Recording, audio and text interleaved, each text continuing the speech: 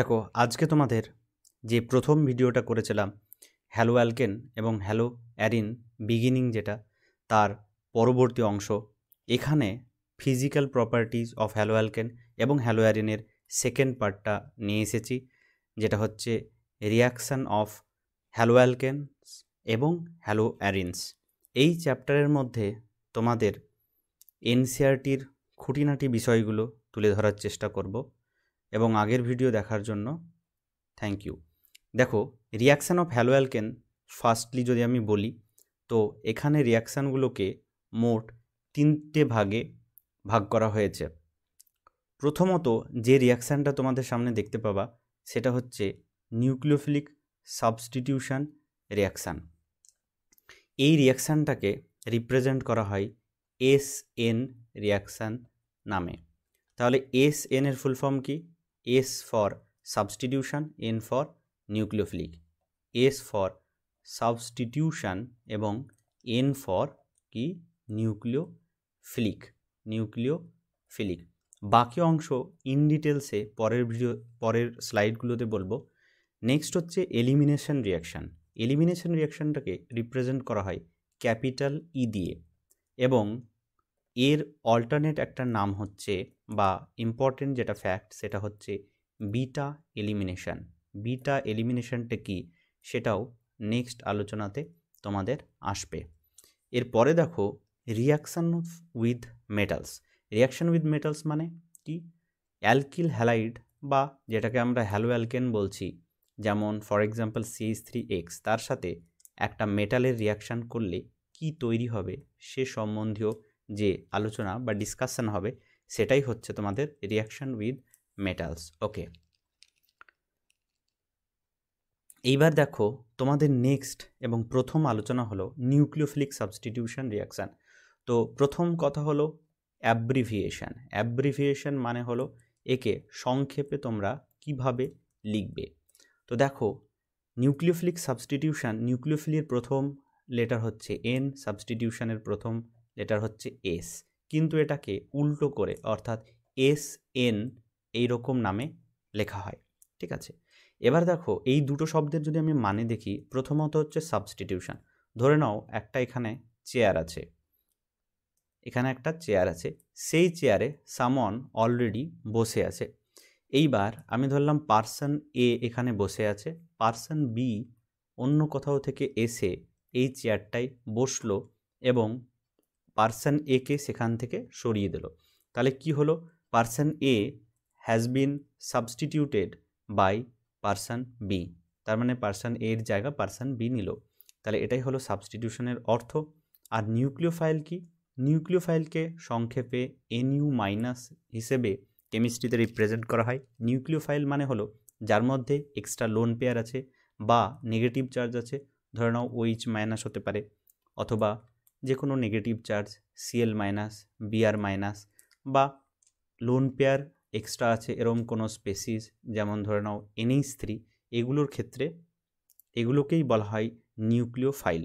তাহলে এই নিউক্লিওফাইল দ্বারা যদি সাবস্টিটিউটেড হয় এবং সেই রিয়াকশানটা হয় তাহলে তাকে বলা হয় নিউক্লিওফিলিক সাবস্টিটিউশন রিয়াকশান। এবার দেখো ডেফিনিট যদি তোমাদের সামনে আমি স্কিম তুলে ধরি, মানে নিউক্লিওফিলিক সাবস্টিটিউশন রিয়াকশানের এক্স্যাক্টলি কী স্কিম হয়, তাহলে দেখো প্রথমে একটা নিউক্লিওফাইলকে আমি রিপ্রেজেন্ট করব NU মাইনাস হিসেবে এবং তারপরে তার কাছে একটা কার্বন, তার সাথে লেগে থাকা একটা হ্যালাইড মানে Xকে রিপ্রেজেন্ট করব। তাহলে এখানে যে Xটা থাকলো সেই Xটা অ্যাকচুয়ালি কি? সেই Xটা হতে পারে ক্লোরিন, ব্রোমিন, আয়োডিন এটসেট্রা, কারণ আমাদের আলোচনার বিষয় কি? আমাদের আলোচনার বিষয় হচ্ছে হ্যালো অ্যালকেন। এইবার দেখো এইখানটায় যদি তোমরা অন্য কোনো নিউক্লিওফাইল দিয়ে এই নিউক্লিওফাইল দিয়ে একে অ্যাটাক করো, তাহলে দেখো ব্যাক সাইড থেকে এখানে একটা অ্যাটাক করবে এবং যখনই এটা অ্যাটাচ হতে চাইবে তখন কি হবে? এই এক্সটা খুলে যাবে। এইবার এটা খোলার কারণ কি এক্সের দিকে? তার কারণ হলো এর আগে আমি দেখিয়েছিলাম যে যেহেতু ইলেকট্রোনেগেটিভ সাবস্টেন্স বা এক্সের ইলেকট্রোনেগেটিভিটি বেশি, তাই এর একটা ডেল্টা নেগেটিভ ক্যারেক্টার থাকে এবং এর একটা ডেল্টা পজিটিভ ক্যারেক্টার থাকে। তাহলে নিউক্লিওফাইল যখনই কার্বনের সাথে অ্যাটাচ হয়ে যাবে তখন কি তৈরি হবে, তখন এইখানটায় কার্বন তো 3টে থাকলোই, আর শুধুমাত্র কার্বনের সাথে যোগ হবে NU বা নিউক্লিওফাইলটা, এবং যে হ্যালাইডটা ছিল সেটা আয়ন রূপে বাইরে বেরিয়ে যাবে। ক্লিয়ার হলো আশা করি। এবার দেখো এর পরে যেটা হচ্ছে, তোমাদেরকে এই এসএন বা নিউক্লিওফিলিক সাবস্টিটিউশনের দুটো ভাগ আছে, সেটা সম্বন্ধে পড়তে হবে। দেখো এসএন রিয়াকশানকে দুই ভাগে মেনলি ভাগ করা যায়। নাম্বার 1 কি? নাম্বার 1 হচ্ছে SN2 রিয়াকশান, SN2, এবং আরেকটাও কি নাম্বার 2 হচ্ছে SN1 রিয়াকশান। ওকে, তাহলে প্রথমত দেখো SN2 নিয়ে যদি আমি আলোচনা করি, তাহলে SN2 রিয়াকশানটাই কি হয়, একটা কার্বন থাকলো, তার সাথে লেটসে একটা Cl বা ক্লোরিন অ্যাটাচ থাকলো। এইবার এর সাথে কি হবে, একটা হাইড্রোজেন আমি অ্যাটাচ করেছি, এবং বিলো দ্য প্লেন, এরকম ব্রকেন লাইন মানে বিলো দ্য প্লেন বোঝাই হাইড্রোজেনের ক্ষেত্রে, এবং এরকম যদি আমি ডার্ক করে দিই তার মানে হাইড্রোজেনটা কি হচ্ছে, অ্যাবভ দ্য প্লেন। মানে আমি যদি স্ক্রিনটাকে একটা প্লেন ভাবি, তাহলে হাইড্রোজেনটা এই স্ক্রিন থেকে উপরের দিকে ওরিয়েন্ট হয়ে আছে, এবং হাইড্রোজেনটা যেটা ব্রকেন লাইন আছে সেটা নিচের দিকে ওরিয়েন্ট হয়ে আছে। এবার দেখো এখানে যদি একটা নিউক্লিওফাইল অ্যাটাচ করাই, তাহলে এখানে যে OH মাইনাসটা আছে সেটা এরকম করে অ্যাপ্রোচ করবে ব্যাক সাইডে, কারণ ফ্রন্ট সাইডে Cl আছে, এবং Clটা ফ্রন্ট সাইড থেকে খুলে যাবে। তার কারণ কি, কার্বনের টোটাল ভ্যালেন্সি ম্যাক্সিমাম 4 হওয়া সম্ভব, তাই একটাকে খুলতে বাধ্য হবে। তো দেখো এর পরে যে স্টেপটা আমি লিখব সেটাকে আমি থার্ড ব্র্যাকেট দিয়ে লিখব। তার কারণ হলো যে এখানে কার্বন, এখানে হাইড্রোজেন, এবং নিচে একটা ব্রোকেন লাইনে হাইড্রোজেন, আর একটা হচ্ছে ডার্ক লাইনে হাইড্রোজেনকে রিপ্রেজেন্ট করব। এখানে একটা ডটেড লাইন দিয়ে Cl লিখব, এটা ব্রকেন নয়, এটা ডটেড লাইন। আর একটা হচ্ছে এখানে একটা OH দিয়ে রিপ্রেজেন্ট করব। এর মানে কি, এবং থার্ড ব্র্যাকেটটা ক্লোজ করব। এর মানে হলো এটা এমন একটা ট্রানজিশন স্টেট তৈরি হয়েছে, যে ট্রানজিশন স্টেটে OH বন্ড ফরমেশন করছে। এখানে যে OH আছে সেটা হচ্ছে বন্ড ফরমেশন করছে, ফর্মিং, আর উল্টো দিকে যে Cl এর সাথে বন্ডিং করে আছে সেটা কি হচ্ছে, বন্ড ব্রেকিং করছে। তাহলে বন্ড ব্রেকিং করছে, তার মানে এই যে প্রসেসটা হচ্ছে সেই প্রসেসটা হচ্ছে সাইমালটেনিয়াস প্রসেস বলা হয়, মানে একসাথে দুটোই ঘটছে, এটাকে বলা হয় সাইমালটেনিয়াস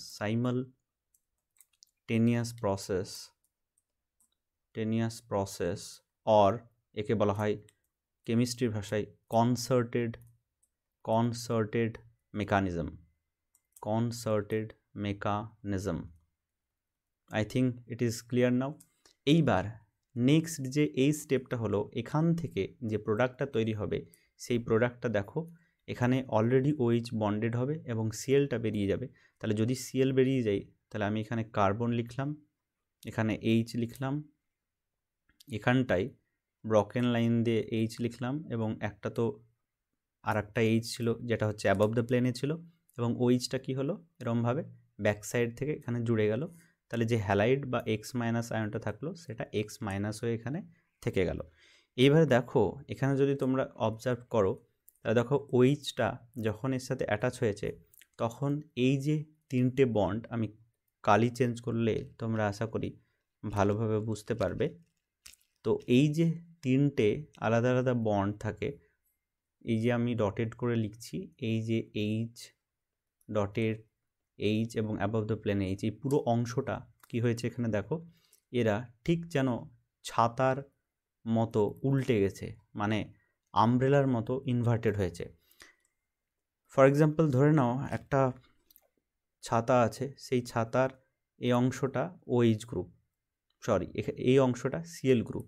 তাহলে নেক্সট কি হয়েছে, নেক্সট ছাতাটা এরকম হয়ে গেছে যেখানে কিনা এখানে OH গ্রুপ অ্যাটাচ হয়েছে, এটা অন্য ধরনের স্ট্যান্ড আর এটা অন্য ধরনের স্ট্যান্ড, এটা Cl আর এটা। তাহলে এখানে কি হয়েছে জানো, এখানে অনেক স্টোর্ম হচ্ছে, জোরে ঝড় হচ্ছে, ফলে ছাতাটা কি হয়েছে, উল্টে গেছে। এই ঘটনাটাকে বলা হয় কি, যেহেতু উল্টে গেছে তাই একে বলা হয় ইনভার্সন অফ কনফিগারেশন, বলা হয় ইনভার্সন অফ কনফিগারেশন মানে হলো যে তাদের স্ট্রাকচার এর কি হচ্ছে, এটাকে অনেক সময় ওয়েলডেন ইনভার্সনও বলা হয়, ওয়েলডেন ইনভার্সনও বলা হয়, যেটাকে কম্পেয়ার করা হয় আমব্রেলার ইনভার্সনের অ্যানালজির সাথে। ওকে, এবার দেখো এইখানে তোমাদের একটা এক্সাম্পল আমি দিয়েছি। এই যে এখানে যে অ্যানিমেশনটা আছে, অ্যানিমেটেড একটা ক্যারেক্টার আছে, যেখানে দেখো হাওয়াতে ছাতাটা উল্টে গেছে। তো উল্টে যাওয়ার অর্থই হচ্ছে কি না, এটা হচ্ছে ইনভার্সন হচ্ছে, ছাতাটা যেই দিকে ছিল তার ডিরেকশনটা চেঞ্জ হয়ে গেছে। I think it is clear now. Okay, এবার দেখো এইখানটা একটা বলার বিষয় আছে, সেটা হচ্ছে যেহেতু এখানে তিনটে হাইড্রোজেন থাকছে, একটা অ্যাবাভ দ্য প্লেনে থাকছে, একটা বিলো দ্য প্লেনে থাকছে, একটা নর্মাল প্লেনে থাকছে, এবং তার সাথে কি হচ্ছে একটা সিএল যোগ থাকছে। এবার যখন OH মাইনাস ব্যাক সাইড থেকে এর সাথে অ্যাটাচ হচ্ছে, তখন কি হচ্ছে, এই যে এই অংশটুকুতে যে ওয়ালের মতো এই গ্রুপগুলো আছে, সেখানে যত বেশি এই গ্রুপগুলো এই হাইড্রোজেন না থেকে যদি অন্য বড় গ্রুপ হয়, তাহলে এই OH মাইনাস একে অ্যাপ্রোচ করা কঠিন হবে। তার মানে এখানে যে কনসার্নিং ফ্যাক্টর সেটা হচ্ছে স্টেরিক এফেক্ট কাজ করে, স্টেরিক এফেক্ট সেটা এখানে কাজ করছে। ঠিক আছে, তাহলে স্টেরিক এফেক্ট হচ্ছে এখানে SN2 রিয়াকশানের ক্ষেত্রে যেটা মেজর কনসার্ন, সেটা হচ্ছে স্টেরিক এফেক্ট।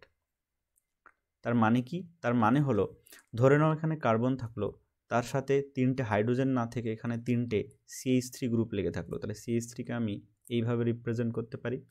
এখানে আর একটা CH3 গ্রুপ থাকলো CH3, এবং এখানে আর একটা CH3 গ্রুপ থাকলো, এবং তার সাথে কি লেগে থাকলো, মেন যে কার্বন তার সাথে একটা ক্লোরিন গ্রুপ লেগে থাকলো। তাহলে দেখো এখানটায় যদি OH মাইনাস একটা এসে অ্যাটাক করতো, তাহলে it will not be so easy for chlorine, মানে এখানে অ্যাটাক করা সহজ হতো না। কারণ এখানে দেখো, এখানে আমি একটু কালি চেঞ্জ করে দেখাচ্ছি তোমাদের। তাহলে এখানে দেখো এখানটায় ডটেড করে আমি লিখে দিচ্ছি, এখানে বড় বড় তিনটে দারোয়ান দাঁড়িয়ে আছে, ফলে এখান দিয়ে অ্যাপ্রোচ করা তার জন্য সহজ হবে না। তাহলে এই দুটো কম্পাউন্ডের মধ্যে যদি আমি কম্পেয়ার করি, তাহলে এখানে হচ্ছে কম্পাউন্ড A আর এইখানটায় হচ্ছে কম্পাউন্ড B, এই দুটোর মধ্যে যদি কম্পাউন্ড তুলনা করি, তাহলে SN2 রিয়াকশান এর ক্ষেত্রে রিয়াক্টিভিটি SN2 রিয়াকশান কার ক্ষেত্রে ভালো হবে, তাহলে তুমি অবভিয়াসলি বলবে যে যেখানে দারোয়ান নেই, মানে যেখানে কম বাল্কি গ্রুপ ছিল, সেখানে SN2 রিয়াকশানটা ভালো হবে, অর্থাৎ A রিয়াকশানটা ভালো দেবে কম্পেয়ার টু B। যদি সিকোয়েন্স বা রিলেটিভ রেট বলতে চাই, তাহলে এখানে অবশ্য রিলেটিভ রেটের ক্ষেত্রে যদি 1 ম্যাক্সিমাম হয়, তাহলে এটা অ্যাপ্রক্সিমেটলি 0-র কাছে হবে। Okay, I think it is clear now. এবার চলে যাও, নেক্সট হচ্ছে মেকানিজম অফ SN2 রিয়াকশানের ক্ষেত্রেই তোমাকে ফার্দার যদি একটা কম্প্যারিজন আমি বলি, তাহলে এখানে দেখো আমি স্ট্রাকচারগুলো লিখছি এবং তার সাথে সাথে কম্পাউন্ডগুলোর স্ট্রাকচার লিখছি। ধরে নাও একটা যে কোনো নিউক্লিওফাইল যেটা সবার ক্ষেত্রে একই থাকছে, সেক্ষেত্রে আলাদা আলাদা ধরনের মলিকিউল, মানে এখানে ধরো তিনটে হাইড্রোজেন থাকলো, এই যে ডট মানে সেখানে একটা কার্বন থাকবে, এখানে ধরে নাও একটা X থাকলো। নেক্সট হচ্ছে ফর এক্সাম্পল ধরে নাও এইখানটায় দুটো হাইড্রোজেন থাকলো, এবং এই উপরের যে পজিশন সেখানে একটা CH3 গ্রুপ অ্যাটাচ থাকলো, এবং এখানে একটা হ্যালাইড অবভিয়াসলি থাকবে। তারপরে আর একটা আমি নেক্সট দিলাম, দুটো CH3 গ্রুপ থাকছে, তাহলে এখানে একটা CH3, এখানে একটা কার্বন CH3 এবং হাইড্রোজেন। এগুলোতে কিছু দিইনি, মানে এখানে কার্বনই বোঝায় অবশ্য। ঠিক আছে, এখানে X দিলাম। আর একটা ফোর্থ যে এক্সাম্পল, সেটাতে কি হবে, সেটাতে হচ্ছে একটা X থাকবে এবং তিনটে কি হবে, তিনটে হলো CH3 গ্রুপ এর সাথে অ্যাটাচ থাকবে। ওকে, তাহলে দেখো এখানে CH3 গ্রুপ অ্যাটাচ থাকলো। এবার যদি আমি তোমাদের বলি যে রিলেটিভ রেট কি হবে, এখানে হচ্ছে in terms of SN2 reaction, তাহলে SN2 রিয়াকশানের ক্ষেত্রে আমি বলেছিলাম সবসময় স্টেরিক হিন্ড্রেন্স বা বাইরের দিকে যত বাল্কি গ্রুপ, মোটা গ্রুপ থাকবে তার উপর ডিপেন্ড করে, যেগুলোকে হোমগার্ড বলে তুলনা করেছি। তাহলে স্টেরিক ইফেক্টটা হচ্ছে মেজর কনসার্ন। তাহলে এখানটায় তুমি যদি তুলনা করো, তাহলে আমি কালি চেঞ্জ করে এখানে লিখছি, বেটার হবে। তাহলে দেখো রিলেটিভ রেট প্রথমটার ক্ষেত্রে সব থেকে ভালো হবে, এর একটা ভ্যালু দেওয়া হয়েছে NCERT বুকে, এটা হচ্ছে 30। এবং সেকেন্ডলি যে কম্পাউন্ডটা হবে সেটা হচ্ছে 1, তারপরে থার্ডলি যে কম্পাউন্ডটা হবে সেটা হচ্ছে 0.02 এবং শেষ যে কম্পাউন্ডটা থাকবে তাহলে 0। তাহলে তুমি এখান থেকে বুঝতে পারবে যে এই যে পিছনে যে বাল্কিনেস নেই গ্রুপে সেজন্য এটা 30-র মতো স্পিড পাচ্ছে। রিলেটিভ মানে কম্প্যারিজন করলে এ যদি 1 হয় তাহলে এ 30 স্পিডে চলবে, এ 0.02 মানে অনেক স্লো চলবে। কারণ কি, এই বাল্কি হোমগার্ডের সংখ্যা আস্তে আস্তে বাড়ছে। দেখো এখানে 2, 3টে CH3 এবং শেষেরটায় অনেকগুলো 3টে CH3, সেজন্য এখানে প্রায় অলমোস্ট 0 রিলেটিভ স্পিড তোমরা দেখতে পাবে। ওকে, এইবার চলে এসো তোমাদের নেক্সট যে টপিক সেটা হচ্ছে SN1 মেকানিজম। ঠিক আছে, এইবার আমাকে এটা একটু ইরেজ করতে হবে। ওকে, দেখে SN1 রিয়াকশানটা যদি আমি ভাবি তাহলে SN1 রিয়াকশানের ফুল ফর্ম কী হবে? SN1 মানে হলো সাবস্টিটিউশন, নিউক্লিওফিলিক, এবং 1 কথাটার অর্থ হচ্ছে কি ইউনিমলিকিউলার রিয়াকশান। এইবার SN2 ক্ষেত্রে 2 লেখা থাকে, তার মানে হচ্ছে বাইমলিকিউলার রিয়াকশান। এবার এইখানটায় SN1 রিয়াকশানটা একটু আলাদা, এটা দেখলে বুঝে যাবে। SN1টা কম্পারেটিভলি কম ডিফিকাল্ট। ওকে, তাহলে দেখো, let me choose a colour.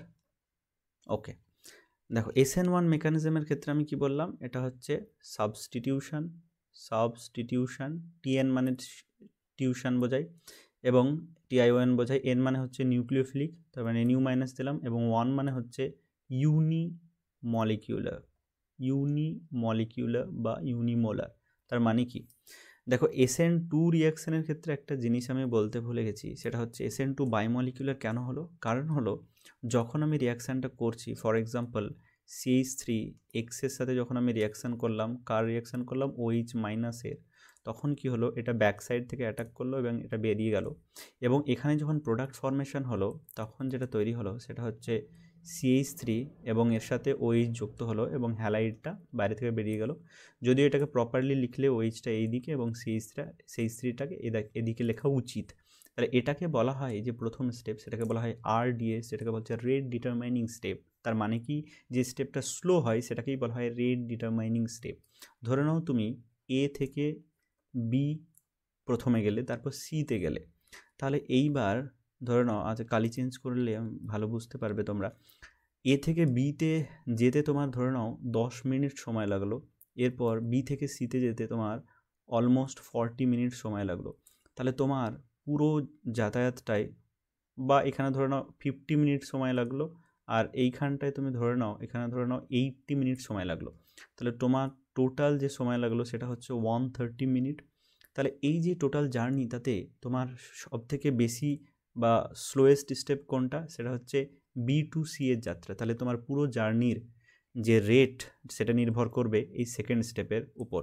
ধরে নাও 100টা কোয়েশ্চেন আছে পরীক্ষায়, তার মধ্যে 50টা কোয়েশ্চেন তুমি মাত্র 10 মিনিটে করে দিলে, এবং বাকি যে কোয়েশ্চেনগুলো আছে সেই 50টা কোয়েশ্চেন তুমি করতে প্রায় 80 মিনিট লাগালে, টোটাল 90 মিনিট টাইম ছিল। তাহলে এই যে লাস্টের 50টা করতে যে সময়টা লাগলো সেটাই হচ্ছে তোমার ওভারঅল এক্সামের রেটটা ডিটারমাইন করবে। সেটাকেই বলা হয় রেট ডিটারমাইনিং স্টেপ বা RDS। তো এখানে যেহেতু RDSটা ফার্স্ট স্টেপকেই বোঝাচ্ছে এবং এই স্টেপে দুটো মলিকিউল ইনভলভড, একটা হচ্ছে OH মাইনাস আর একটা হচ্ছে CH3, তার জন্য একে বলা হয় বাই মলিকিউলার রিয়াকশান।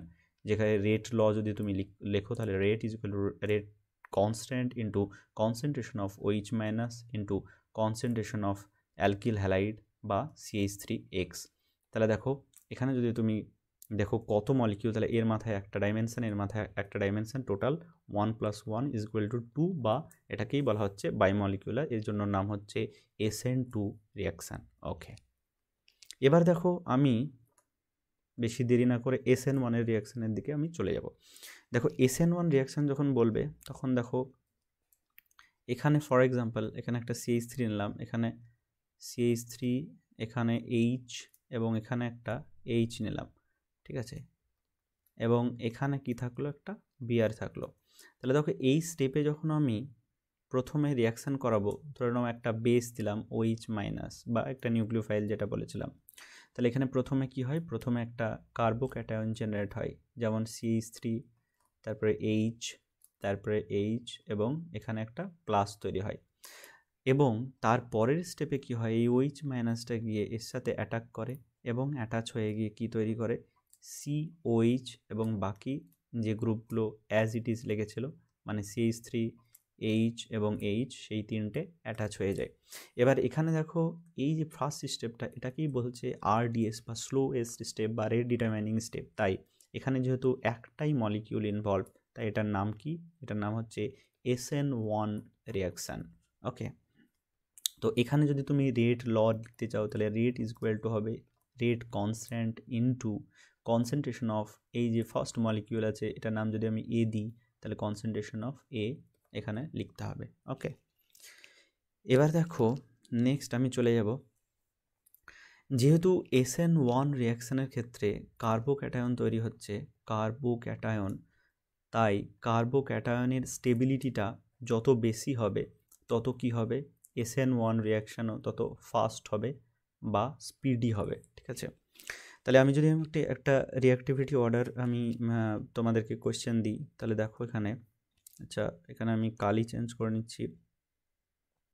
তো তোমাদের যদি একটা রিঅ্যাক্টিভিটি দিই, আশা করি বুঝে যাবে। SN2 এর ক্ষেত্রে ছিল স্টেরিক হিন্ড্রেন্স, SN1 এর ক্ষেত্রে কার্বোক্যাটায়নের স্টেবিলিটি। ঠিক আছে, আর এইখানে একটা রিঅ্যাক্টিভিটি যদি অর্ডার দিই, তখন CH3, CH2, CH2, CH2 Br, তাহলে তারপরে আমি দিলাম CH3 whole two, CH3 whole two CH, CH2 Br, তারপরে আমি ফার্দার আরেকটা কম্পাউন্ড লিখছি CH3 CH2 CH ব্র্যাকেটে Br, তার মানে CH এর সাথে Brটা লেগে আছে এবং CH3। এরপরে নেক্সট আমি দিলাম CH3, তারপরে হোল 3 C Br। তাহলে যদি আমি SN1 মেকানিজমের রেসপেক্টে, আচ্ছা প্রথমে SN2 করিয়েছিলাম, তাহলে SN2 এর রেসপেক্টে আমি যদি বলি, তাহলে দেখো এখানে যত বাল্কি হবে আস্তে আস্তে দেখো বাল্কি হচ্ছে, অর্থাৎ এইখানটায় অন্য কালি দিয়ে আমি যদি বোঝাই ভালো বুঝতে পারবে। এইখানটায় দেখো তোমাদের এখানে শুধুমাত্র বাইরের দিকে দেখো একটা CH3 গ্রুপ আছে, এখানে দেখো দুটো CH3 গ্রুপ আছে, এখানে দেখো CH3 গ্রুপ আছে, এবং এখানে একটা CH3 বাইরের দিকে আছে, এবং এখানে দেখো তিনটে CH3 আছে, মানে বডিগার্ডের সংখ্যা বাড়ছে, এবং বডিগার্ডের সংখ্যা বাড়লে স্টেরিক হিন্ড্রেন্স বাড়ে। তার মানে কি, তার মানে হচ্ছে রিয়াকশান রেট আস্তে আস্তে যত আমি এই দিকে যাব তত কমে যাবে। তাহলে এর এই রকম সিকোয়েন্সটা হবে কার ক্ষেত্রে, SN2 রিয়াকশানের ক্ষেত্রে, কারণ যত স্টেরিক বাড়বে তত SN2টা হয় না ভালো। এটাকে যদি আমি A নাম দিই, এটাকে B, এটাকে C, এবং শেষেরটাকে যদি আমি D নাম দিই, তাহলে এদেরকে আমি যদি তুলনা করি, তাহলে SN1 রিয়াকশানের ক্ষেত্রে এদের কম্প্যারিজনটা কেমন হবে। দেখো প্রথমত A, এবং এটা সব থেকে কম হবে, তারপর হবে B, এবং তারপরে হবে C, তারপরে হবে D। এটা কেন হবে, কারণ হচ্ছে যত কার্বোক্যাটায়নের স্টেবিলিটি বাড়বে, কার্বোক্যাটায়ন বা C প্লাসের স্টেবিলিটি বাড়বে, তত SN1 রিয়াকশান বাড়ে। এবার স্টেবিলিটি কীভাবে বাড়ে, ধরে নাও একটা কার্বোক্যাটায়ন এখানে আছে, এর সাথে শুধু হাইড্রোজেন লেগে আছে সবগুলো, এবং পরবর্তীতে আর একটা কার্বোক্যাটায়ন আছে যেখানে একটা CH3 লেগে আছে, বাকি দুটো হাইড্রোজেন আছে, এবং তার পরবর্তীতে আর একটা কার্বোক্যাটায়ন আছে যেখানে কি আছে, যেখানে হচ্ছে তোমার তিনটে CH3 আছে। তাহলে তোমরা অলরেডি আই থিঙ্ক ইলেকট্রোমেরিক এফেক্ট জানো, যে একটা ইলেকট্রনিক এফেক্ট আছে, যেটা হচ্ছে এই যে CH3গুলো থাকে তাদের একটা প্লাস আই এফেক্ট কাজ করে। তাহলে প্লাস আই এফেক্টের সংখ্যা যত বাড়বে, ধরে নাও এটাতে একটা প্লাস আই এফেক্ট আছে, এখানে দুটো CH3, তাহলে দুটো প্লাস আই এফেক্ট আছে, তাহলে প্লাস আই এফেক্টের এখানে তাহলে তিনটে প্লাস আই এফেক্ট আছে, তাহলে plus I effect electron density increase করতে সাহায্য করে, তাহলে এর স্টেবিলিটিটা বাড়বে, এরটা আরও বেশি হবে। তাই কার্বোক্যাটায়নের স্টেবিলিটি যত বাড়বে তত কি হবে, SN1 রিয়াকশানের রেট বাড়বে, কারণ কার্বোক্যাটায়ন জেনারেশন হচ্ছে SN1 রিয়াকশানের একমাত্র ক্রাইটেরিয়া। তাহলে এই তিনটে মলিকিউলের যদি তুলনা করি, তাহলে কার্বোক্যাটায়নের স্টেবিলিটির যত বাড়ছে এবং SN1 রিয়াকশানের রেটও তত এই দিকটাই বাড়ছে। I think it is clear নাও। এরপরে তোমাদের এই বিষয়ে আর কোনো কনসেপচুয়াল ল্যাক থাকবে না, তোমরা এর ওপর ভিত্তি করেই বিভিন্ন ধরনের অ্যান্সারগুলো দিতে পারবে। নেক্সট টপিকে আমি চলে যাব। এবার দেখো স্টেরিওকেমিক্যাল অ্যাসপেক্ট বলে একটা জিনিস আছে তোমাদের, যেটা আমি অলরেডি বলে দিয়েছি, সেটা হচ্ছে SN1 রিয়াকশানের ক্ষেত্রে তোমাদের কি তৈরি হয়, SN1 রিয়াকশনের ক্ষেত্রে রিটেনশন অফ কনফিগারেশন হয়। রিটেনশন অফ কনফিগারেশন মানে কি? মানে হচ্ছে ধরে নাও তোমরা শুরু করেছিলে CH3X দিয়ে, তারপর OH মাইনাস আমি দিলাম এবং এই সামনের দিকে X ছিল, সেই সামনের দিকেই OH মাইনাস যাবে, তাহলে OH লেগে যাবে। তাহলে দেখো এইখানে যেমন ধরনের ওরিয়েন্টেশন এখানেও তেমন ধরনের ওরিয়েন্টেশন। CH3X এই দিকে আছে, CH3OHটা এই দিকে আছে, তার মানে এখানে কি হলো, রিটেইনড হলো। রিটেইনড মানে কি? রিটেইনড মানে হলো রিমেন সেম, মানে যেমনটি ছিল তেমনই থেকে গেল, তো কনফিগারেশনে চেঞ্জ হলো না, তাকে বলা হয় রিটেনশন অফ কনফিগারেশন, মানে অ্যাজ ইট ইজ থেকে গেল। ওকে, তো দেখো এর পরে তোমাদের লুই পাস্তুর এবং কাইরালিটির কি সম্পর্ক সেটা সম্বন্ধে তোমাদের একটু বলবো।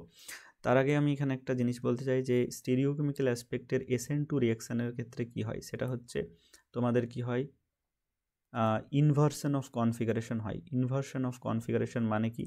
মানে ধরো নাও CH3X ছিল, সেই CH3Xটা কি হলো, OH CH3 হলো, আর এখানে OH মাইনাস হচ্ছে তোমাদের রিয়েজেন্ট হিসেবে ইউজ হয়েছিল। আর SN1 রিয়াকশানে কি হয়েছিল, SN1 রিয়াকশানে যেহেতু একটা কার্বোক্যাটায়ন তৈরি হয়েছিল, তাহলে সেক্ষেত্রে কি হয়, এই OH মাইনাসটা যদি সামনের দিকে থাকে তাহলে সেটা হবে রিটেনশন অফ কনফিগারেশান, যেটা আমি অলরেডি বললাম একবার। এবং যদি এই OH মাইনাসটা পিছন দিক থেকে অ্যাটাক করে, অর্থাৎ দুটোই পসিবিলিটি আছে, কারণ এটা তো এখন স্ফেরিক্যাল মলিকুলের মতো দেখাচ্ছে, তাই না? তাহলে এখানে কি তৈরি হবে, একটা হচ্ছে যদি এই দিক থেকে লাগে তাহলে এখানে তৈরি হবে OH এবং বাকি তিনটে CH3 এরমভাবে ওরিয়েন্ট হলো, এবং যদি এদিক থেকে লাগে তাহলে এখানে দেখো কার্বন এবং OHটা এদিকে থাকছে। তাহলে এখানে তোমার এই যে কম্পাউন্ডটা সেই কম্পাউন্ডটা আর এই যে কম্পাউন্ডটা সেই কম্পাউন্ডটা যেন মনে হচ্ছে এটা যদি প্লাস হয় তাহলে এটা মাইনাস, মানে তার উল্টো, তাই এই দুটো মিলে 0 হবে, তাই এই দুটোকে বলা হয় রেসিমিক মিক্সচার। রেসিমিক মিক্সচার বলা হয়। এবং এই দুটো যেটা তৈরি হয় সেটাকে বলা হয় optically inactive compound. Optically inactive racemic mixture হলেই সেটা অপটিক্যালি ইনঅ্যাক্টিভ হয়ে যায়, ঠিক আছে? ওকে, এই অংশটা আমাকে মুছতে দাও একটু। এই অংশটা যদি আমি মুছে দিই তাহলে তোমরা তার আগে স্ক্রিনশট নিয়ে নিতে পারো। ওকে, এবার দেখো এরপরে তোমাদের আমি বোঝাবো যে লুই পাস্তুর কী করেছিল এবং কাইরালিটি জিনিসটা কি, এই সম্বন্ধে তোমাদের এমন নয় যে এই অংশটা আমি অতিরিক্ত কিছু বলছি, এই অংশটা তোমাদের অলরেডি NCERT-তে অনেক ডিটেলসে মেনশন আছে। NCERT-তে এই সমস্ত অনেক জিনিস মেনশন আছে, সেজন্যই আমি আরও বলছি, নাহলে নিজে থেকে আমি বলতাম না, ঠিক আছে? এবার দেখো এখানে লুই পাস্তুর এই যে পিছনে ব্যাকগ্রাউন্ডে যে চেহারাটা দেখতে পাচ্ছ সেটা হচ্ছে লুই পাস্তুরের চেহারা। তো লুই পাস্তুরের উপরে যেটা আঁকা আছে দেখো, এই যে জিনিসটা সেটা কি, এই জিনিসটা হচ্ছে, আচ্ছা অন্য কালি চেঞ্জ করলে ভালো হবে বেশি। আচ্ছা এই যে জিনিসটা তোমরা দেখতে পাচ্ছ, এই জিনিসটা হচ্ছে একটা ক্রিস্টাল, এইদিকে একটা ক্রিস্টাল। তাতে দেখো মনে হচ্ছে যে এই মাঝ বরাবর তোমাদের এই মাঝ দিয়ে যেন একটা মিরর রেখে দেওয়া হয়েছে। তাহলে একটা মিরর রেখে দিলে এরমভাবে একটা প্রতিচ্ছবি তৈরি হবে, তাহলে এটা কি হচ্ছে, এটা মিরর হচ্ছে, ঠিক আছে? তিনি প্রথম একটা ক্রিস্টাল স্টাডি করে বলেছিলেন যে লুই পাস্তুর কত সালে, লুই পাস্তুর 1848 সালে। NCERT এমনকি সালও মেনশন করে দিয়েছেন। তিনি অবজার্ভ করেন যে crystal of certain compounds exist in the mirror image. তাহলে মিরর ইমেজ রিলেশনশিপ থাকছে, তার মানে এখানে একটা ক্রিস্টাল যেটা অন্য একটা ক্রিস্টালের সাথে মিরর ইমেজ রিলেশনে থাকছে, ঠিক আছে? তিনি এটা প্রথমে আবিষ্কার করেন এবং he founded the modern stereochemistry, এবং ইনিশিয়াল ফাউন্ডেশন তিনি করেছিলেন মডার্ন স্টেরিওকেমিস্ট্রির। ওকে, এইবার দেখো, এবার নেক্সট আমি তোমাদের এখানে কাইরালিটি সম্বন্ধে বলবো। এইখানে যে তোমাদের ছবিটা আমি দিয়েছি এটা এক্স্যাক্টলি তোমাদের যে NCERT বই আছে তার মধ্যে তুমি এই চ্যাপ্টারে পেয়ে যাবে। যে চ্যাপ্টারটা খোলো তাহলে তোমরা বুঝতে পারবে। দেখো এখানে লেখা আছে an object that can not be superimpose to its mirror image it called chiral. Actually যদি একটা কম্পাউন্ড হয়, এখানে এই ছবিটার দিকে তুমি না তাকিয়ে আমি যেটা আঁকছি সেটা দেখো, super impose non super impose জিনিসটা কি। ধরে নাও ফর এক্সাম্পল এটা একটা, আমি টি লিখলাম, তাহলে এখানে একটা মিরর রাখলাম, তাহলে তাহলে এখানেও এক্স্যাক্টলি এরকম একটা টি তৈরি হবে। তাহলে এই টিটাকে তুলে গিয়ে এর ওপর যদি আমি বসাই তাহলে কি হবে, এক্স্যাক্টলি টি এর ওপর টি ফিট হয়ে যাবে। তাহলে তখন আমি বলবো কি সুপার ইম্পোজ করছে, সুপার ইম্পোজ করছে, সুপার ইম্পোজ করছে, অর্থাৎ একটা অন্যটার উপর ইম্পোজ বা ঢেকে দিচ্ছে কমপ্লিটলি, যেটাকে ওভারল্যাপও বলা হয়, কেমিস্ট্রির ভাষায় ইম্পোজ বলা হয়। এবার অন্য একটা ধর ফর এক্সাম্পল আমি ধরে নিলাম ই আঁকলাম আমি একটা ই, তাহলে ই এর একটা মিরর ইমেজ পাবো, সেটা কেমন হবে, সেই ই এর মিরর ইমেজটা এরম হবে, তাই না? তাহলে দেখো আমি এইটাকে তুলে নিয়ে যদি এর ওপর আমি রাখি তাহলে দেখো এর ওরিয়েন্টেশনটা এই দিকে হবে, তার মানে এইরকম হয়ে যাবে, ঠিক একে অপরের ওপর ওভারল্যাপ হবে না, অর্থাৎ ওরিয়েন্টেশন আলাদা হচ্ছে, সুপার ইম্পোজ হচ্ছে না। তাহলে এটাকে আমি কি বলবো, এটাকে বলবো নন সুপার ইম্পোজেবল। ঠিক আছে, তাহলে এখানে তাই লেখা আছে, দেখো একটা হাতের তুলনা করা হয়েছে, তো দেখো এই দুটো হাত, যে হাত দুটো কি হয়েছে একে অপরের মিরর ইমেজ, কিন্তু তুমি একটার ওপরে আর একটাকে যদি এক্স্যাক্টলি রিপ্লেস করাও তাহলে কিন্তু সেট খাবে না, একই পায়ের ক্ষেত্রেও তাই। তাহলে এখানে বলেছে এই ধরনের কম্পাউন্ডকে বলা হয় কাইরাল কম্পাউন্ড বা নন সুপার ইম্পোজেবল মিরর ইমেজ, এবং এগুলোই হচ্ছে কি অপটিক্যালি অ্যাক্টিভ কম্পাউন্ড। কিন্তু এখানে যে এক্সাম্পলগুলো লিখেছে এটা যে ওয়াইনের বোতল বা অ্যানসিয়েন্ট কোনো একটা পাত্র, অ্যানসিয়েন্ট ইন্ডিয়াতে ইউজ হতো হয়তো। এখানে দেখো এখানে দুটো বল আছে বা সার্কেল আছে, বল বলা ভুল, স্ফেরিক্যাল হলে বল হবে। যে সার্কেল দুটো কি হচ্ছে নন কাইরাল, কেন, কারণ হচ্ছে এরা সুপার ইম্পোজ, একে অপরের উপর চেপে যাচ্ছে, ওভারল্যাপ করে যাচ্ছে, তাই সুপার ইম্পোজ ইম্পোজেবল মিরর ইমেজ বলা হচ্ছে। ওকে, এবারে দেখো তোমাদেরকে আরেকটু আমি বোঝাবো এই সম্বন্ধীয়। তো নর্মালি যদি তোমাকে বলে কাইরাল কার্বন তাহলে তোমরা কি বুঝবে, কাইরাল কার্বন যদি বলে তাহলে তো আর ওই ইমেজ টিমেজ দেখে বোঝা যাবে না সব কিছু। তাহলে কাইরাল কার্বন হলে কি হবে, দেখো এখানে যদি চারটে হাত থাকে, হাত মানে ভ্যালেন্সি আমি ধরছি, ধরো চারটে হাইড্রোজেন থাকলো এখানে, তাহলে এই কার্বনটাকে আমি বলবো অ্যাকাইরাল। কেন বলবো, কারণ হচ্ছে এই যে চারটে হ্যান্ড আছে, এই চারটে হ্যান্ডকে সবগুলোকে আলাদা আলাদা হতে হবে, তবেই তাকে কাইরাল কার্বন বলা যাবে। যেমন ধরে নাও এখানে যদি এরকম হতো যে এখানে একটা এইচ আছে, এখানে একটা CH3 আছে, এখানে একটা CH2CH3 আছে, অর্থাৎ ইথাইল গ্রুপ আছে, এবং এখানে একটা বিআর আছে, বা অন্য একটা কোনো গ্রুপ, ধরো বিআরই আমি ধরলাম। তাহলে এখানে কি হলো, প্রত্যেকটা আলাদা আলাদা গ্রুপ, ডিফারেন্ট গ্রুপ, তাহলে তখন তাকে কি বলা হবে, তখন বলা হবে কাইরাল, কাইরাল। ঠিক আছে, তাহলে এই যে কার্বন, সেই কার্বনটাকে বলা হয় কাইরাল কার্বন, আর এইটাকে কাইরাল কম্পাউন্ড বলা হয়, কাইরাল কার্বন বলা হয়। ঠিক আছে, অনেক সময় স্টেরিওজেনিক কার্বনও বলে উল্লেখ করা হয়। ওকে, অনেক আলোচনা হলো সাবস্টিটিউশন রিয়াকশানের সাথে। এবার আমি নেক্সট যে টপিকে চলে যাব সেটা হচ্ছে এলিমিনেশন রিয়াকশান। আচ্ছা, তার আগে এটাকে ইরেজ করে দেওয়া দরকার, নাহলে ঘেটে ঘা হয়ে যাবে। দেখো এইবার তোমাদের যে এলিমিনেশন রিয়াকশান, এলিমিনেশন শব্দটার অর্থ কী, ইংলিশ ওয়ার্ডের মানেটা জানলেও অনেক সময় অনেক কিছু ক্লিয়ার হয়ে যায়, সবসময় মুখস্থ করে কেমিস্ট্রি মুখস্থ হবে না। এলিমিনেশন রিয়াকশান মানে হচ্ছে কিছু এলিমিনেট করে দেওয়া বা বের করে দেওয়া।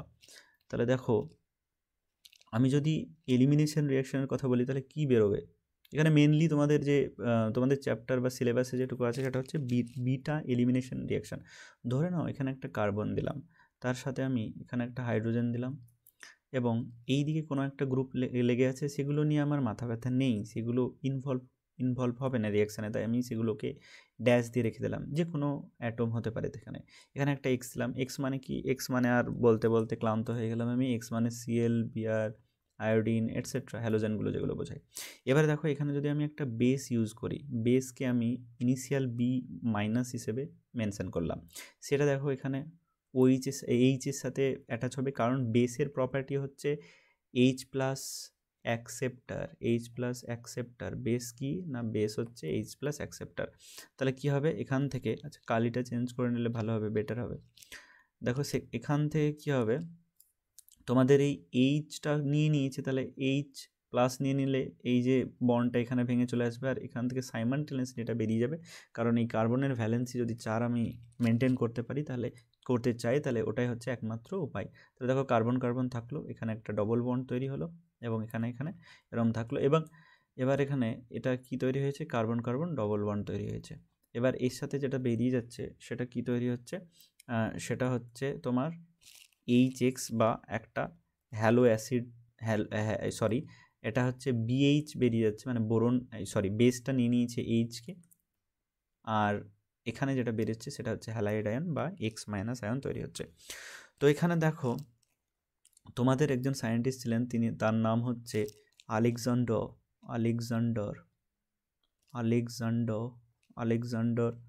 জেইটজেভ। সেটাকে প্রোনাউন্স করা হয় কীভাবে?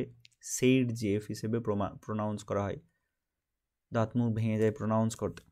দেখো এখানে একটা কম্পাউন্ড, এই সেইডজেভ বা জেডজেভ, ইনি একটা রুল বানিয়েছিলেন, তার নামের মতো তার রুলটা কিন্তু অত কঠিন নয়। দেখো একটা কম্পাউন্ড যদি আমি নিয়ে নিই, যেমন CH3CH2, তারপরে আমি CH নিলাম, তার সাথে আমি কি করলাম, একটা H অ্যাটাচ করে রাখলাম, তাকে ওপেন করে খুলে রাখলাম কারণ তার দরকার আছে। এখানে একটা বিয়ার রাখলাম এবং তারপরে কী করলাম, এখানে CH2 এবং নিচে হলো একটা হাইড্রোজেন অ্যাটাচ করে দিলাম। ওকে, এইবার দেখো এখানে আমি কালি চেঞ্জ করে দিচ্ছি, নাহলে তোমরা বুঝতে পারবে না। এবার দেখো আমি এখানে যদি একটা বেস ইউজ করি, ফর এক্সাম্পল OH মাইনাস একটা বেস ইউজ করলাম, তাহলে দেখো এখানে এটা নিতে পারে, অথবা OH মাইনাস সেই বেসটাই এখান থেকেও করতে পারে। তাহলে এখান থেকে যদি এরম হয় তাহলে এটা বিআর বেরিয়ে যাবে, আর এখান থেকে যদি এরম এদিকে যাই তাহলে এদিক থেকে বিআর বেরিয়ে যাবে দুটোর ক্ষেত্রে। তাহলে এই প্রসেসটাকে আমি A নাম দিলাম, এই প্রসেসটাকে আমি B নাম দিলাম।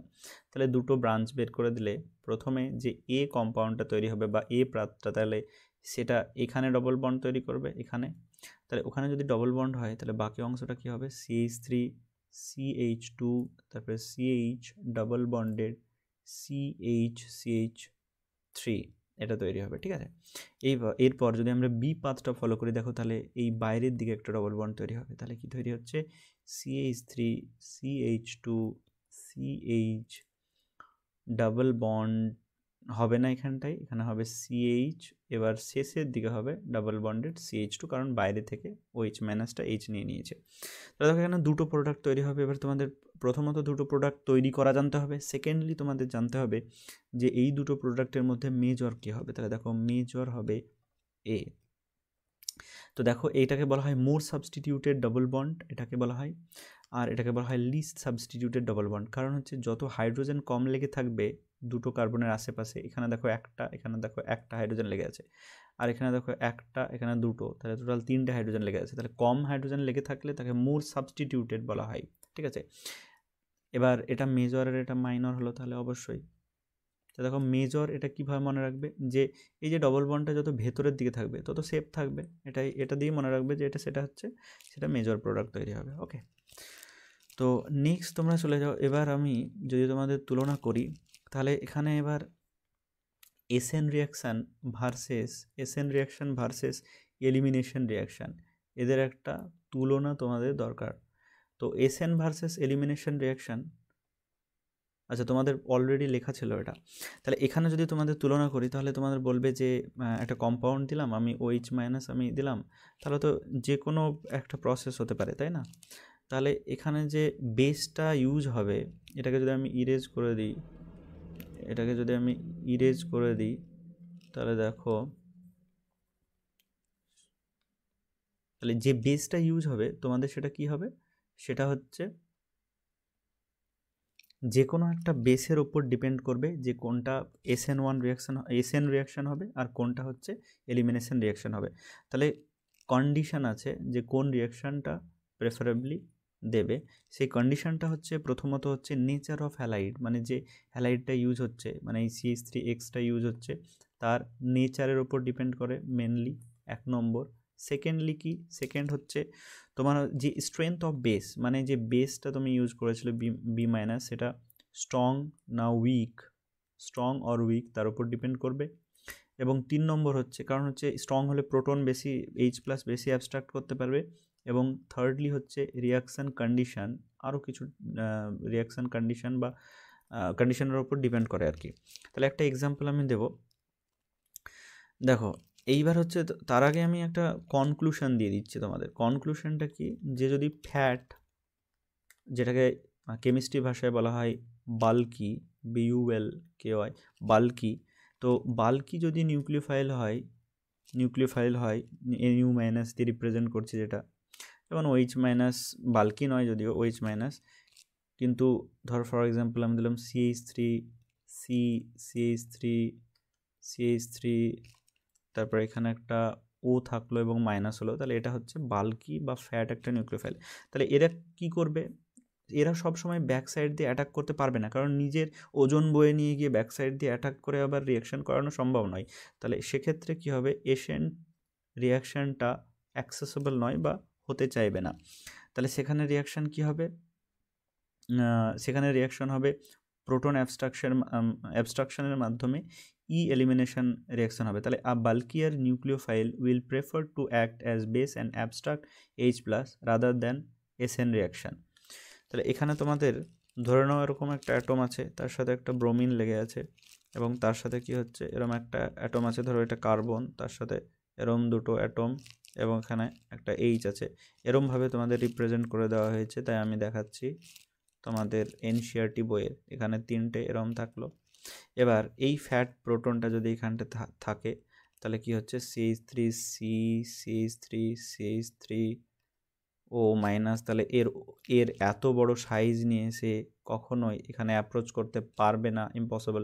তাই কি করবে, H+টাকে নিয়ে নেবে এবং H+টা ভেঙে গিয়ে এখানে একটা ডবল বন্ড তৈরি করবে এবং এটা বেরিয়ে যাবে। ফলে বা elimination reaction will be preferred. Elimination রিয়াকশানটা হবে প্রেফারেবলি, এবং এসএন রিয়াকশানটা এখানে হতে চাইবে না বা হওয়া পসিবল নয়। ঠিক আছে, আশা করি এসএন ভার্সেস এলিমিনেশন রিয়াকশান তোমরা বুঝে গেছো। ওকে, এবার চলে এসো নেক্সট টপিক তোমাদের হ্যালোঅ্যারিনের রিয়াকশন অফ হ্যালোঅ্যারিন। তাহলে এতক্ষণ আমি এসএন রিয়াকশান বলেছি, কিন্তু সেটা হচ্ছে তোমাদের হ্যালো অ্যালকেনের ক্ষেত্রে বলেছি, এবং অ্যারিনের ক্ষেত্রে কীভাবে হয় দেখো। একটা হ্যালো অ্যারিন মানে আমি একটা ক্লোরোবেনজিন নিলাম, তাহলে ক্লোরোবেনজিনে কি হবে, এইদিকে বাইরে লোন পেয়ার থাকবে। তাহলে ক্লোরিনের কথা 17 ইলেকট্রন থাকে, তাহলে একে যদি আমি কনফিগারেশন ভাঙি, তাহলে 2,8,7, তাহলে বাইরে 7টা ইলেকট্রন, তাহলে 3 জোড়া লোন পেয়ার একটা বন্ড পেয়ারে পার্টিসিপেট করেছে।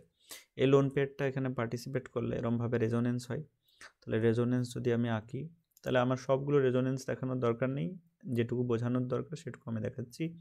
এটুকু প্লাসে কনভার্ট হবে এবং এই দুটো বন্ড ইনট্যাক্ট থাকবে, আরও রেজোনেন্স এটসেট্রা দিতে পারে। এবার এখানে বলার বিষয় হচ্ছে, এখানে দেখো একটা সিএল এবং কার্বনের ডবল বন্ড ক্রিয়েট হচ্ছে।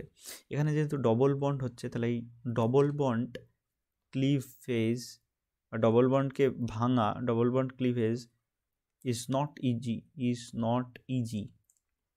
তাহলে যেহেতু ডবল বন্ড ক্লিভ করা যায় না, এজন্য কি হয়, এখান থেকে এই সিএলকে তাড়ানোটা সহজ নয়, এটা একটা কারণ। সেকেন্ডলি কারণ হচ্ছে, যখন নিউক্লিওফাইল এসে এখানে অ্যাটাক করবে, তখন দেখবে অলরেডি ইলেকট্রন ঘোরাফেরা করছে। তাহলে ইলেকট্রন যদি ঘোরাফেরা করে, তাহলে তোমাদের কি হবে, অলরেডি তো ইলেকট্রন রিচ হয়ে আছে সাবস্ট্যান্সটা। এটা হচ্ছে এই যে বেনজিন, সেটা রেজোনেন্সের জন্য বা প্লাস আর এফেক্টের জন্য, যে রেজোনেন্স ইলেকট্রন ডেন্সিটি বাড়িয়ে দেয় সেটা প্লাস আর এফেক্ট, ক্লোরিন বাড়িয়ে দিচ্ছে ইলেকট্রন ডেন্সিটি, তাহলে সেটা কি হবে, অলরেডি ইলেকট্রন রিচ হচ্ছে। তাহলে ইলেকট্রন রিচ যদি বেনজিন হয়, ইলেকট্রন রিচ রিং হয়ে যায়, তাহলে নিউক্লিওফাইলও তো একটা নেগেটিভ চার্জ, তাহলে এই দুটোর মধ্যে একটা রিপালশন হবে, তাহলে রিয়াকশানটা ভালো হবে না। ঠিক আছে, তাহলে এটা ভালো হয় না, কিন্তু হয় না একদম তা না। এবার দেখো রিয়াকশানসগুলো কিছু আমি বলছি, যেমন ধরে নাও এখানে এখানে ধরো সিএল থাকলো, সেই সিএলের সাথে আমি কি করলাম, এখানে একটা বেস ইউজ করলাম, ধরো NaOH বেস ইউজ করলাম, তারপরে 623 কেলভিন, এক্স্যাক্টলি আমি কন্ডিশনগুলো বলছি, 300 অ্যাটমসফিয়ার প্রেশার, এবং তার সাথে কি থাকলো, একটা অ্যাসিডিক কনসিউশন H+ থাকলো। এটা 1 নম্বর স্টেপ, এটা 2 নম্বর স্টেপ। তাহলে কি তৈরি হবে, জাস্ট সিএলটা এখান থেকে সাবস্টিটিউটেড হয়ে, তার মানে সাবস্টিটিউশন রিয়াকশান অফ নিউক্লিওফাইল হচ্ছে, তাই না, সাবস্টিটিউশন রিয়াকশন অফ নিউক্লিওফাইল হচ্ছে। এবার দেখো এখানে একটা OH তৈরি হবে, এটা হচ্ছে প্রোডাক্ট। এবার দেখো এখানে SN1 আমি লিখে ফেলেছি, এটা SN1 বলে আমি মেনশন করতে চাইনি, এটা হচ্ছে SN বা সাবস্টিটিউশন রিয়াকশান। এবারে দেখো এখানে যদি আমি অন্য সাবস্ট্রেট একটা ইউজ করি, ফর এক্সাম্পল এখানে ক্লোরিনই থাকলো, এবং তার সাথে অর্থো পজিশানে এখানে NO2, এবং এরপরে যদি আমি রিয়াকশান করি, তাহলে কিন্তু রিয়াকশান রেটটা কম্পারেটিভলি ভালো হবে। আর যদি আমি আর একটা NO2 যোগ করে দিই তাহলে আরও ভালো হবে। তার কারণ কি? তার কারণ হচ্ছে এদের একটা -R এফেক্ট থাকে, যেটা কিনা এই ইলেকট্রন রিচ বা ইলেকট্রন বেশি ডেনসিটি থাকা এই রিংয়ের ডেনসিটিটা কমিয়ে দেবে -R এফেক্টের মাধ্যমে। তার জন্য কি হবে? Reaction will be more favorable,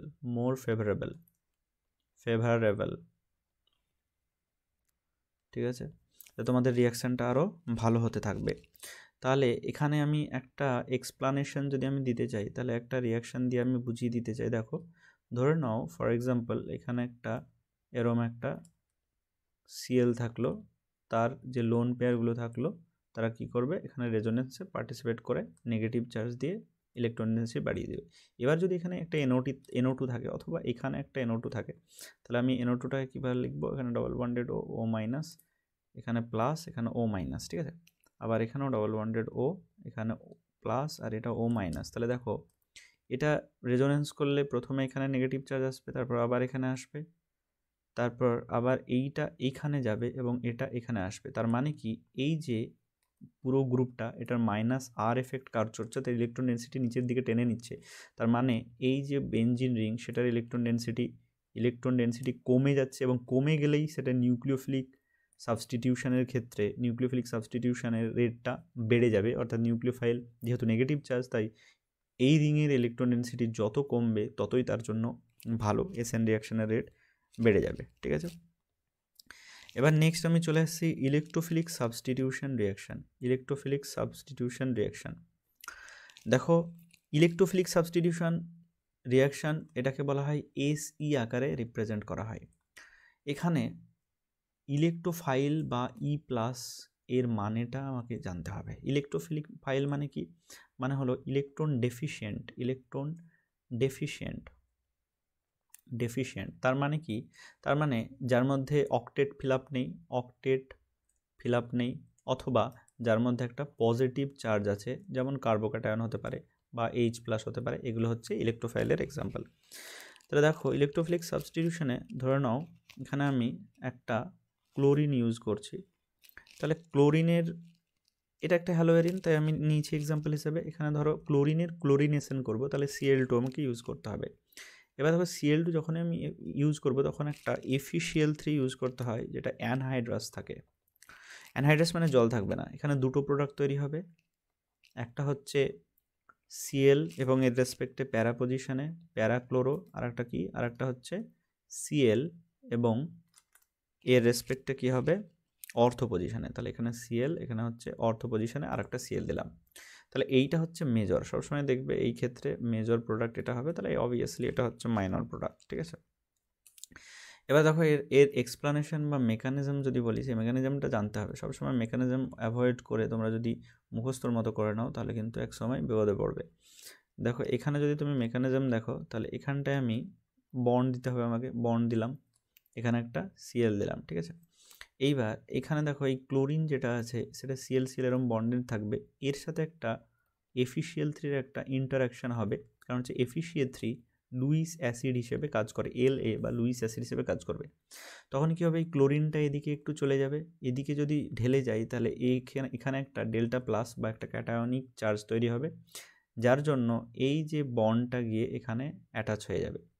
ফলে কি হবে? এর পরের স্টেপটাই যদি আমি আঁকতে চাই, তাহলে পরের স্টেপটা কি হচ্ছে? পরের স্টেপটা হচ্ছে এই বন্ডটা Cl এর এখান থেকে চলে গেছে, এখানে অলরেডি একটা কার্বোক্যাটায়ন বা প্লাস চার্জ তৈরি হয়েছে, আর এখানে কি তৈরি হয়েছে? এখানে একটা Cl তৈরি হয়েছে, ঠিক আছে? আর এখানে একটা হাইড্রোজেন অলরেডি ছিল, আর বাকি ডবল বন্ড দুটো অ্যাজ ইট ইজ। এটা হচ্ছে প্লাস চার্জ, কারণ সেখান থেকে বন্ডটা সরে গেছে। ওকে, এইবার দেখো, আবার এই বন্ডটা এরকম করে কয়েকটা রেজোনেন্স স্ট্রাকচার তৈরি করবে, এবং লাস্টলি এই হাইড্রোজেনটা বেরিয়ে যাবে। তাহলে ওই হাইড্রোজেনটা বেরিয়ে দিলে দেখো, এই আমি টার্গেট মলিকিউলটা খুঁজে পাচ্ছি। কোনটা পাচ্ছি? এই মাইনর প্রোডাক্ট বা এই বি প্রোডাক্টটা পাচ্ছি এখানটায়, ঠিক আছে? তাহলে দেখো, এখানে দেখো সব সময় এই হয় অর্থ পজিশনে ইলেকট্রন ডেন্সিটি বাড়বে রেজোনেন্সের মাধ্যমে, অথবা প্যারা পজিশনে। মেটা পজিশনে কিন্তু বাড়বে না। তার জন্য অর্থ আর মেটা পজিশনটাই প্যারা পজিশন অর্থ এবং প্যারা পজিশনেই হচ্ছে প্রোডাক্ট আমরা পেতে পারি বা রিয়াকশনের প্রোডাক্ট হিসেবে আমরা পাই। ঠিক আছে, এবারে চলো তোমাদের মোটামুটি হয়ে গেল। এবার দেখো কিছু ইলেকট্রোফিলিক সাবস্টিটিউশন বা এসি রিয়াকশনের আরও কয়েকটা এক্সাম্পল দিই। তো সিম্পল ধরো ক্লোরোবেনজিন থাকলো এখানটায় সিএল, তাহলে সেই ক্লোরোবেনজিনের সাথে আমি দুটো রিয়েজেন্ট আমি ইউজ করব। দুটো রিয়েজেন্টের প্রোডাক্ট আলাদা আলাদা হবে। একটা হচ্ছে এখানটায় যদি আমি মিক্সড অ্যাসিড ইউজ করি, মিক্সড অ্যাসিড মানে কি HNO3 nitric acid plus concentrated H2SO4, এটাকে বলা হয় মিক্সড অ্যাসিড বা MA। ঠিক আছে, মৌলানা আবুল কালাম আজাদ নয়, MA হচ্ছে মিক্সড অ্যাসিড বা মাস্টার অফ আর্টসও নয়। তাহলে এখানটায় দুটো প্রোডাক্ট তৈরি হবে, সেটা হচ্ছে উপরে সিএল যোগ হলো এবং নিচে অর্থাৎ প্যারা পজিশনে NO2 গ্রুপ, এবং আর একটা প্রোডাক্ট কি তৈরি হবে, আর একটা প্রোডাক্ট হচ্ছে সিএল এবং এই অর্থ পজিশনে NO2 গ্রুপ। ঠিক আছে, তাহলে দেখো এইটা হচ্ছে মেজর প্রোডাক্ট, এটা হচ্ছে মেজর M দিলাম, আর এটা হচ্ছে মাইনর মিন দিলাম। ঠিক আছে, এবার দেখো এখানে অন্য একটা কম্পাউন্ড H2SO4 সলিড রিয়েজেন্ট যদি আমি ইউজ করি, রিয়েজেন্ট H2SO4 ইউজ করি, তাহলে এখানটায় কী হবে, H2SO4কে বলা হয় সালফোনেটিক এজেন্ট বা সালফোনেশন করতে সাহায্য করে। তাহলে এখানে হবে SO3H এবং সিএলটা উড়ে যাবে না, সিএলটা থাকবে, প্লাস এখানটায় কী তৈরি হবে, এখানটায় হচ্ছে উপরে সিএল লেগে থাকবে এবং তার রেসপেক্টে কী হচ্ছে, এই যে অর্থ পজিশনে সেখানে SO3H যোগ হবে। ঠিক আছে, তাহলে এখানটা তো দেখো এইটা হচ্ছে মেজর প্রোডাক্ট এবং এইটা হচ্ছে মাইনর প্রোডাক্ট বা কম। ঠিক আছে, এটা হচ্ছে মাইনর। ঠিক আছে, এই দুটো কম্পাউন্ড তৈরি হচ্ছে। এবার দেখো তোমাদের একটা রিয়াকশান আছে, যেটাকে বলা হয় FC রিয়াকশান বা ফিডেল ক্রাফট রিয়াকশান। তো FC রিয়াকশানটা তোমাদের কি হয়, সেখানে হচ্ছে ধর ফর এক্সাম্পল ক্লোরোবেনজিন নিয়েই সমস্ত এক্সাম্পল তোমাদের দেওয়া আছে বেসিক্যালি। তাহলে CH3Cl যদি আমি ইউজ করি এবং তার সাথে অ্যানহাইড্রাস AlCl3 ইউজ করি, তাহলে এই AlCl3টাই সিএলকে নিজের দিকে টেনে নেয়, ফলে এখানে একটা ডেল্টা প্লাস ক্যারেক্টার তৈরি হয় এবং তার ফলে কি হয়, এখানে গিয়ে হয় অর্থ অথবা প্যারা পজিশনে CH3 ঢুকে যাবে এবং সেটার জন্যই বলা হয় অ্যালকাইলেশন। অর্থাৎ এখানে Cl, এখানে CH3 প্লাস এইখানটায় কি হয়, এখানটায় Cl, এখানে CH3, অর্থাৎ অর্থ আর প্যারা পজিশনে, এখানেও প্যারা পজিশনের যে প্রোডাক্টটা তৈরি হয় সেটা হচ্ছে মেজর প্রোডাক্ট হিসেবে পাওয়া যায়। ঠিক আছে, এইবার দেখো তোমাদের রিয়াকশান অফ হ্যালোয়ারিনস হলো। এইবার তোমাদের যেটা আছে বোনাস পয়েন্ট। আচ্ছা, বোনাস পয়েন্টের আগে আমি একটা কথা বলতে চাই, সেটা হচ্ছে তোমাদের উর্জ ফিটিক রিয়াকশান বলে একটা রিয়াকশান আছে, উর্জ ফিটিক রিয়াকশান। তোমাদের প্রত্যেকটা পয়েন্ট আমি কভার করছি NCERT, যাতে করে এর পরে আর কোনো কিছু আলাদা করে পড়ার দরকার না হয়। এখানে দেখো একটা হ্যালোয়ারিন ইউজ করব, ধরো এখানে X এ রিপ্রেজেন্ট করলাম, তার সাথে সোডিয়াম থাকবে, সোডিয়াম একটা মেটাল, অ্যালকালি মেটাল, আর কিছুই নাই। আর তার সাথে একটা অন্য একটা অ্যালকিল হ্যালাইড ইউজ করব, তার সাথে আমি কি ইউজ করছি, ether as a solvent use করছি। তাহলে এখানে যেটা তৈরি হবে সেটা হচ্ছে এখানে বেনজিনের সাথে আর যোগ হবে এবং যেটা পড়ে থাকবে সেটা সোডিয়ামের একটা সল্ট হিসেবে পড়ে থাকবে। এটাই উর্জ ফিটিক রিয়াকশান, এর থেকে বেশি এর জন্য কিছু জানা দরকার নেই। এবার লাস্ট যে রিয়াকশান সেটা হচ্ছে ফিটিক রিয়াকশান। ফিটিক রিয়াকশানটা কি, ফিটিক রিয়াকশান আর কিছুই নয়, এই ফিটিক রিয়াকশানটা দুটো হ্যালাইড ইউজ করব, ধরে নাও দুটো হ্যালাইড মলিকিউল ইউজ করলাম, অর্থাৎ বেনজিনের যে কোনো একটা ক্লোরোবেনজিন, ব্রোমোবেনজিন, যাই হোক, এবং সোডিয়াম ইউজ করলাম, দুটো অণু ইউজ করছি, তার কারণ আছে। এটা হচ্ছে ইথার সলভেন্টের প্রেজেন্সেই ইউজ হবে এবং যে প্রোডাক্টটা তৈরি হবে সেটা হচ্ছে, একটু কালার চেঞ্জ করে তাহলে দেখতে ভালো লাগবে। তাহলে এখানে যেটা তৈরি হচ্ছে সেটা হলো এরকম একটা বেনজিন এবং তার সাথে এরকম কানেক্টেড হয়ে আর একটা বেনজিন তৈরি হচ্ছে, অর্থাৎ এই যে কম্পাউন্ডটা তৈরি হয় এবং দুটো NaX তৈরি হয়। এই যে কম্পাউন্ডটা তৈরি হয় এটার নাম কি, এটার নাম হচ্ছে দুটো বেনজিন গ্রুপ, তাই একে বলা হয় ডাইফিনাইল। তবে বেনজিনের গ্রুপের একটা করে হাইড্রোজেন কম আছে, কারণ এটা বন্ডেড আছে, এবং একটা হাইড্রোজেন কম থাকলে সেটাকে ফিনাইল গ্রুপ বলা হয়। তাহলে এটা হচ্ছে ডাইফিনাইল গ্রুপ। ওকে, এবার বোনাস পয়েন্ট দেওয়ার আগে এটাকে মেশাতে হবে তোমাদের। দেখো আশা করি এই সমস্ত তোমাদের ক্লাস করার পর কোনো সমস্যা থাকবে না, একটু ধৈর্য ধরে ক্লাস করতে হবে।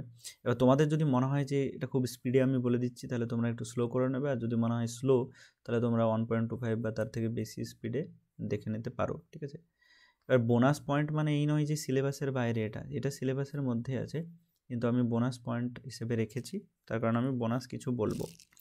ঠিক আছে, দেখো এখানে যে সায়েন্টিস্টের ছবি এসেছে তিনি কে তোমরা একটু আইডিয়া করো। তার আগে আমি কালিটা চেঞ্জ করে নিই। ঠিক আছে, দেখো এখানে তোমরা যেটা দেখছো সেটা হচ্ছে এখানে লেখা আছে, দেখো এটা হচ্ছে ভিক্টর গ্রিগনার্ড, এর নাম হচ্ছে ভিক্টর গ্রিগনার্ড। তিনি একজন বিশাল বড় সায়েন্টিস্ট, তিনি এমন অদ্ভুত সায়েন্টিস্ট যিনি অন্য ম্যাথামেটিক্স নিয়ে পড়েছিলেন কিন্তু কেমিস্ট্রির কাজ করে চলে গেছেন।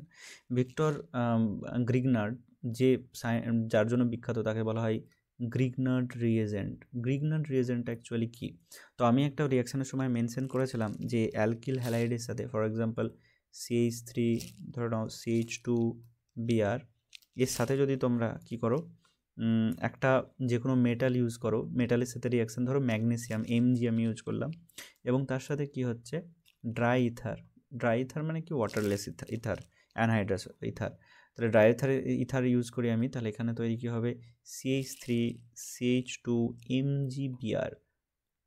অর্থাৎ এই যে কম্পাউন্ডটার নাম, সেটা কম্পাউন্ডটার কী নাম হবে? এই কম্পাউন্ডটার নাম হচ্ছে তোমার, পরপর আমি বলে দেবো। দেখো প্রথম অংশটুকু হচ্ছে ইথাইল গ্রুপ, তাহলে আমি লিখব ইথাইল।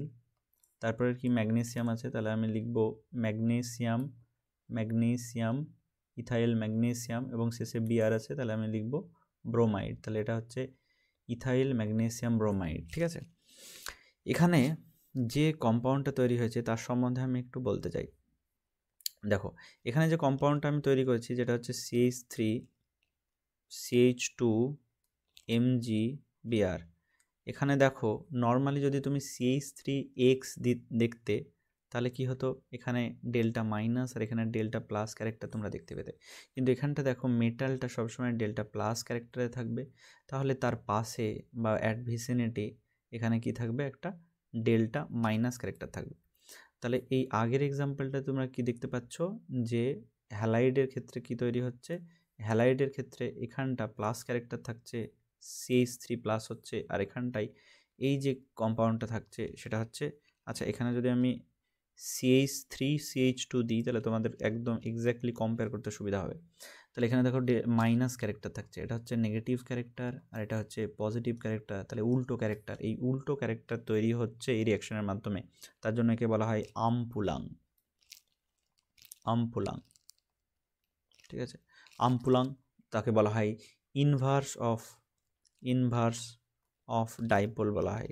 অর্থাৎ ডাইপোল মানে কি, ডাইপোল মানে জেনারেলি এটাকে বোঝানো হচ্ছে, তাহলে এখানে ইনভার্স বা উল্টো হচ্ছে, তাই তাকে আমপুলাং বা ইনভার্স অফ ডাইপোল বলা হয়। Thank you very much.